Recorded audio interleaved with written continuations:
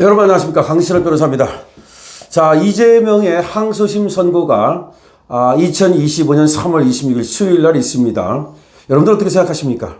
미리 보는 이재명의 항소심 선고를 지금부터 강신업 TV에서 같이 보시죠. 여러분들의 의견을 댓글로 많이 달아주시고요.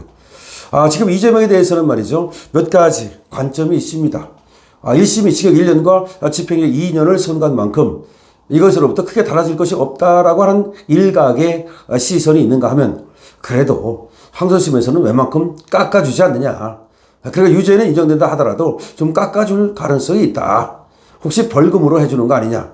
물론 한쪽에서는 실형을 때려야 된다. 그래서 법정 구속을 시켜야 된다. 물론 그런 일각의 시각도 있습니다. 여러분들은 당연히 말이죠, 이재명을 정말 시원하게 말이죠, 법정 구속 때렸으면 좋겠다, 이런 생각 드실 텐데요. 물론 그런 가능성이 없는 게 아닙니다.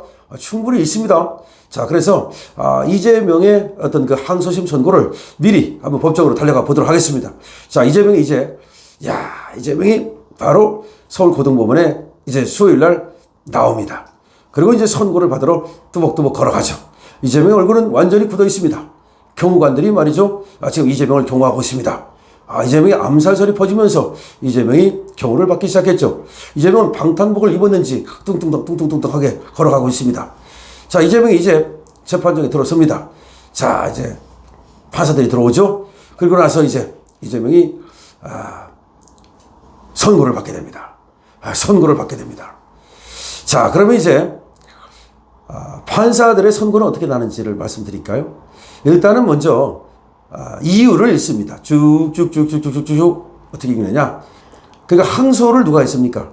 변호인도 했고, 그러니까 이제 피고인 쪽에서, 그러니까 이재명 쪽에서도 했고, 그리고 또 사실은 검사도 했어요. 왜 그러냐면요, 1심에서 원래 6가지가 이제 하나의 사실관계가 있었는데, 그 중에 4개는 유죄가 되고 2개는 무죄가 됐어요.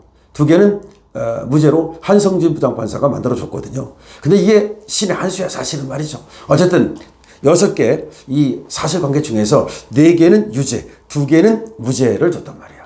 그러니까 이 4개를 유죄 준 거에 대해서 불만이 있는 이재명이는 나 무죄인데 왜 유죄 줍니까? 그러면서 항소를 했고, 검찰 측에서는 이 2개도 마저 유죄를 해주세요라고 하면서 항소를 했고, 이렇게 된 거예요.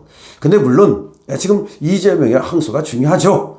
검찰에서야 뭐 더 높이 달라, 이렇게 더 세게 때려라, 이렇게 얘기하지만 과연 그렇게 세게 때릴지는 좀 두고 봐야 되고요. 어쨌든 간에, 그러니까 지금 양측이 다 항소를 했기 때문에 더 내려갈 수도 있고 더 올라갈 수도 있다는 말씀을 드리는 겁니다. 그러니까 실형이 나올 가능성이 있습니까? 있습니다. 그럼 법정 구속할 가능성이 있습니까? 있습니다. 가능성은 다 열려 있습니다. 자, 그러면 이제 이 이유를 쭉 읽습니다. 그러니까 이재명은 뭐뭐라고 주장하며 항소했으나 살펴보건대, 이렇게 들어간다고. 그 다음에 또 검찰 측은 뭐뭐라고 주장하며 항소했으나 살펴보건대, 이렇게 들어간다고. 그래서 살펴보건대. 그리고 나서 이제 마지막에 선고를 하게 되죠. 주문을 읽게 됩니다. 주문. 그걸 주문이라고 그래. 주문. 뭐 음식점에 가서 주문하는 게 아니고, 그러니까 이제 판결문에 피고인은 무죄, 피고인은 유죄, 뭐 이런 거 있잖아요. 피고인을 갖다가 징역 3년에 처한다, 이런 걸 주문을 읽는다고 그래, 주문. 자, 그런데 이게 양측의 항소를 모두 기각하면, 자, 피고인과 검찰의 항소를 모두 기각한다, 이렇게 나와요. 피고인과 검찰의 항소를 모두 기각한다. 그러면 그냥 1심하고 똑같은 거예요. 1심하고 똑같다는 말은 뭐야? 징역 1년에 집행유예 2년, 이렇게 되는 거야. 이렇게 하는 거야. 그런데 만약에 쭉 읽고 나서 이 판사가 말이죠, 재판장이 1심 판결을 취소한다. 1심 판결을 취소한다. 그럼 바뀌는 거야. 1심 판결을 취소하고 나서 그야말로 이재명은 무죄 되기를 바라겠지만 그럴 일은 없고, 그건 안 되고, 그러니까 이제 그 다음에 1심 판결을 취소한다고 그래서 그 다음에 더 높게, 예를 들어서 1심에서 징역 1년에 집행유예 2년 했다 하더라도 피고인을 징역 1년에 처한다. 그러고서 집행유예를 딱 떼어버리면 그게 법정 구속이야. 그렇게 되는 거고, 아니면 1심 판결을 취소한다고 해서 피고인에게 벌금 1,000만 원을 선고한다. 그러면 벌금이 되는 거야. 그러니까 이제 징역형이 벌금으로 바뀌는 거지. 하여튼 간에 그런 이제 스토리가 이제 만들어지죠. 자, 그런데 우리는 말이죠, 아까 얘기한 것처럼 내려가면 안 돼. 내려가면 안 되고 더 올라가가지고서 말이죠, 법정 구속 딱 때리면 정말 좋겠다. 이렇게 이제 생각을 하고 있는데 그럴 가능성이 변호사님 높습니까? 사실 높지는 않아. 제가 변호사로서 얘기하는 거야. 이건 그러면 높질 않고 1심에서 집행유예 준 걸 2심에서 집행유예를 떼버리고 실형을 준다?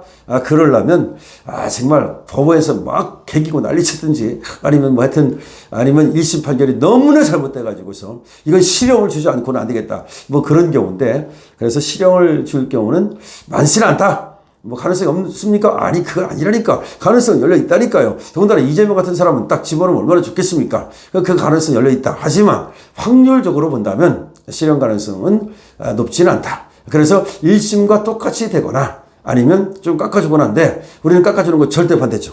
자, 그래서 말이죠. 3월 26일 예정된 가운데 형량이 얼마나 유지될지 굉장히 관심사가 된다. 그런데 지금 이재명은 말이죠. 100만 원 이하로 내려가지 않으면 300만 원 받아도 어차피 아웃이야. 100만 원 이상만 되면은 다 날라가요, 다 날라가. 그걸 알아야 돼. 다 날라간다는 게 뭐냐면 국회의원이 날라가요, 배지가. 그 다음에 당대표가 날라가요.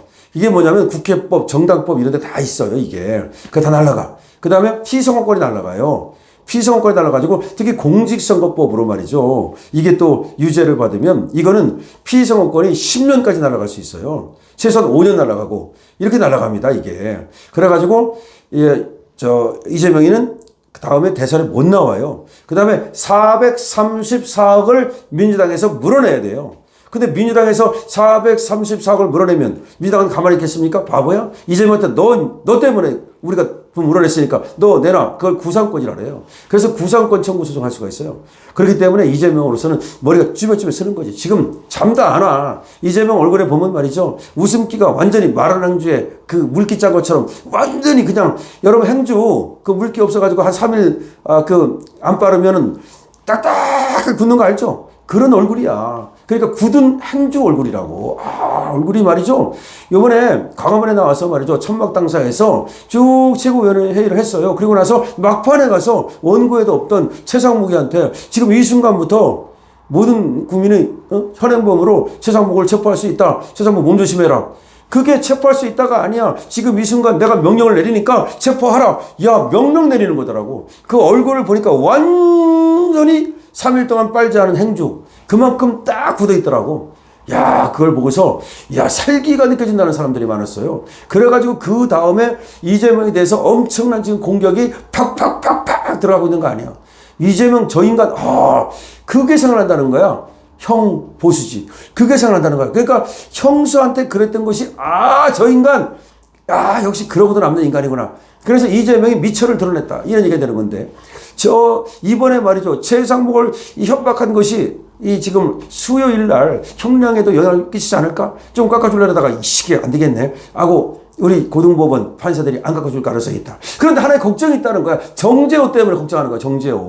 정재호 판사가 우덜법 연구회 출신이고 이 정재호가 그 전에 대법관 후보에도 거론됐으나 이 사람이 동성혼을 갖다가 또 그걸 인정하고 그러니까 기독교계에서 난리가 나는 바람에 사실은 실력은 좀 있다고 인정되거든요. 그럼에도 불구하고 지금 대법관 이런데 이제 그 후보 추천되니까 난리가 났어요. 얘는 대법관 못 돼, 앞으로도.